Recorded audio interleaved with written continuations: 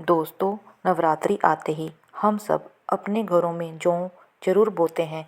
लेकिन क्या आपने कभी सोचा है कि माँ दुर्गा पूजा में सिर्फ जौ ही क्यों बोए जाते हैं? इसके पीछे कोई पुरानी कथा है या फिर हमारे पूर्वजों का कोई गहरा वैज्ञानिक राज? आज की इस वीडियो में हम रील वाली घिसी पिटी कहानियों से हटकर वो असली शब्द जानेंगे जो आपने पहले कभी नहीं सुना होगा।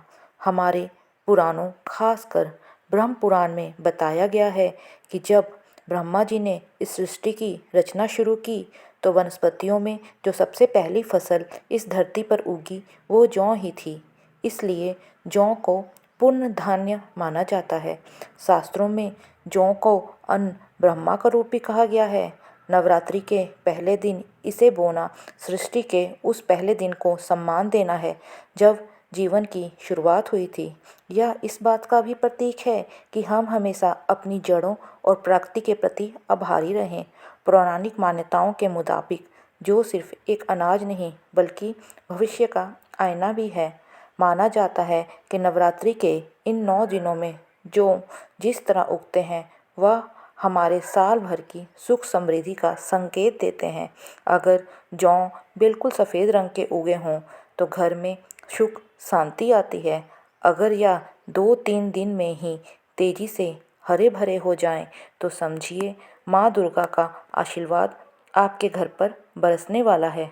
अब आते हैं इस बात पर जो शायद ही कोई बताता है, वो है इसका वैज्ञानिक कारण।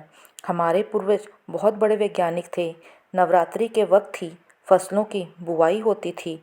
छोटे पात्र में जौ बोना एक तरह का सॉइल टेस्टिंग यानी मिट्टी की जांच थी। अगर जौ हरे हो गए हों तो इसका मतलब था कि इस साल की मिट्टी उपजाऊ है और मुख्य फसल भी अच्छी ही होगी। दूसरा कारण है जौ के पौधे ऑक्सीजन का पावर हाउस होते हैं। नवरात्रि में घर के अंदर 9 दिनों तक जब यह उगते हैं तो यह वातावरण की कार्बन डाइऑक्साइड सोख लेते हैं और ताज़ी ऑक्सीजन छोड़ते हैं, जिससे पूजा स्थल का वातावरण शुद्ध और सकारात्मक बनता रहता है। तो दोस्तों, जौ बोना सिर्फ एक परंपरा ही नहीं बल्कि हमारी संस्कृति और विज्ञान का एक अद्भुत मेल है। इस बार जब आप जौ बोएं तो इस गहरे राज को ज़रूर याद रखिएगा। आपके घर में जौ किस तरह से उगे हैं अब तक, हमें कमेंट करके ज़रूर बताएं और जय माता दी लिखना ना भूलें।